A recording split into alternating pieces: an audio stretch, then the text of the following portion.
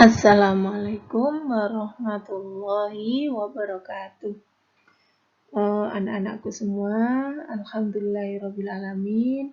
Semoga kalian senantiasa dilindungi dan dirahmati Allah, tetap semangat belajar walaupun jarak jauh. Kemudian jaga kesehatan, jaga stamina, tetap di rumah, dan tetap menggunakan masker ketika keluar rumah. Hari ini kita masih tetap belajar di tema 3, peduli terhadap makhluk hidup pada mata pelajaran IPA. Pada mata pelajaran IPA kali ini kita belajar tentang lingkungan alam. Sebelum kita lanjutkan, marilah kita membaca doa dahulu. Semoga apa yang kita pelajari membawa manfaat bagi kita semua. Oke. Terima kasih telah berdoa. Kemudian kita akan lanjutkan materinya. Lingkungan alam. Apakah lingkungan alam itu? Lingkungan alam adalah lingkungan yang ada secara alami. Contohnya ada gunung, ada bukit, lembah, dan lain sebagainya.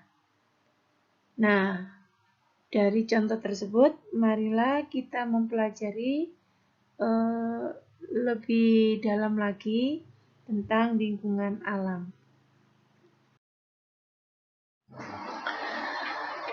Untuk lingkungan alam yang kita pelajari adalah lingkungan alam daratan. Di antaranya adalah gunung. Nah, coba kalian perhatikan gambar gunung yang Ustazah berikan pada slide ini. Gunung adalah daerah di permukaan bumi yang menjulang tinggi, menyerupai kerucut, dan memiliki lereng. Nah, jangan lupa kalau merasa penting bisa kalian catat. Selain gunung, lingkungan alam daratan ada juga namanya, nah coba perhatikan gambarnya, ini namanya bukit. Nah itu, kayak bukit Teletubbies ya. Nah, bukit adalah daerah yang memiliki permukaan tanah lebih tinggi dari permukaan tanah di sekelilingnya. Itu namanya bukit. Selanjutnya, ketinggian dari bukit itu lebih rendah daripada gunung. Jadi gunung itu tinggi, kemudian ada bukit yang lebih tinggi dari permukaan tanah, tapi bukit itu lebih rendah daripada gunung. Nah, sekarang gambar selanjutnya. Nah, gambar apa ya itu ya? Ini namanya lembah. Lembah adalah daerah yang dikelilingi oleh pegunungan atau perbukitan. Coba kalian lihat pada gambarnya, kalian amati. Nah,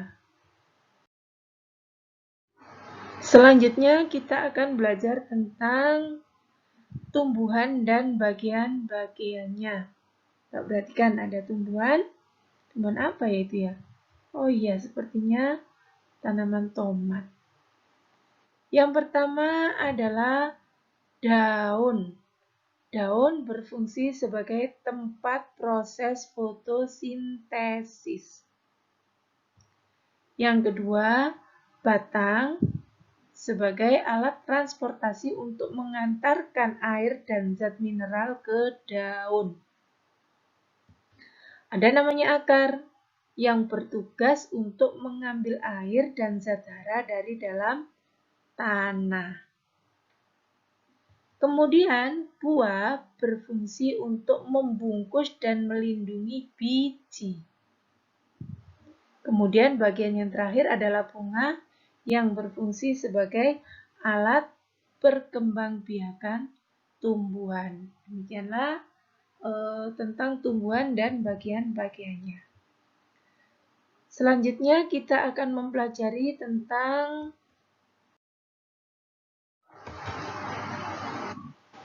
pengetahuan yang perlu kita ketahui.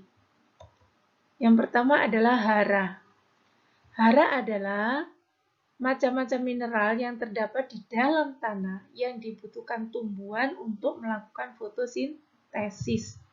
Nah, hara ini diambil siapa tadi? Diambil oleh akar. Kemudian mineral.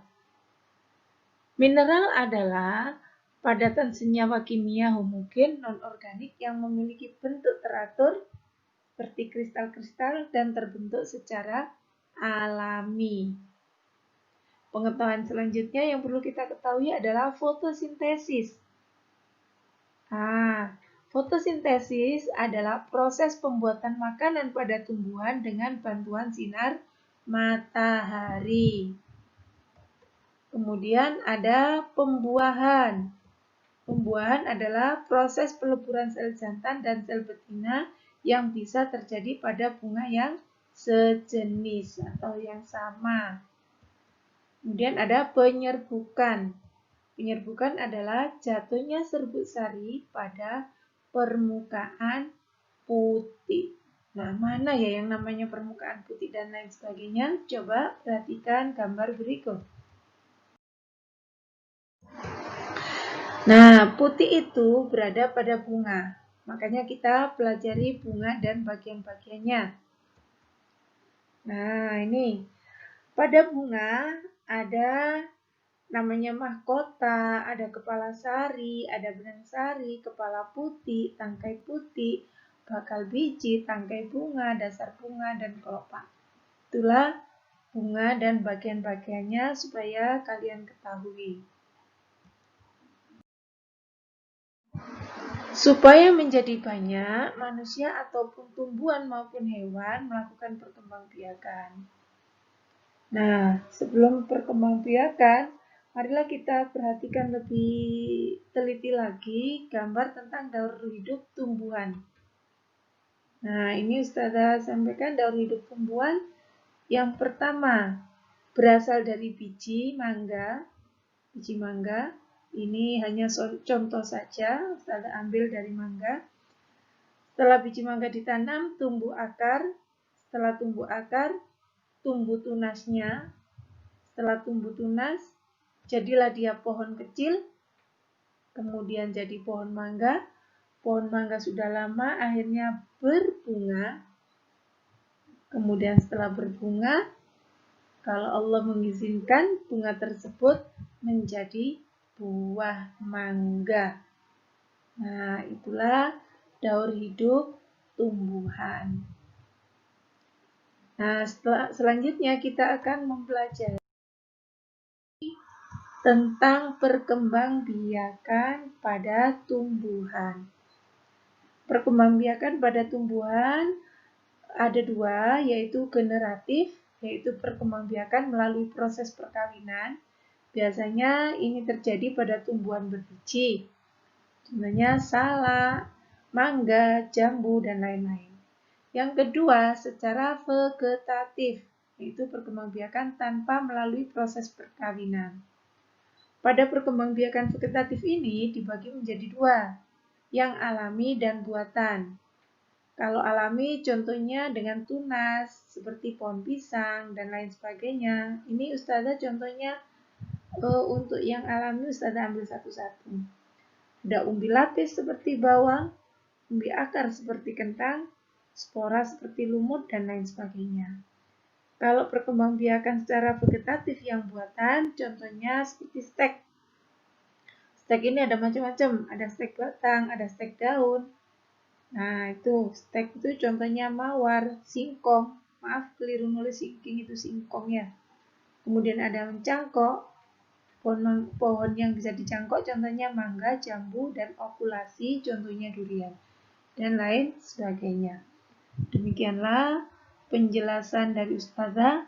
Semoga bermanfaat bagi kalian.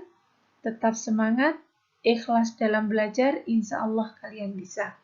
Dan insya Allah, mudah-mudahan Allah segera menghilangkan wabah COVID dan kita bisa belajar bersama lagi.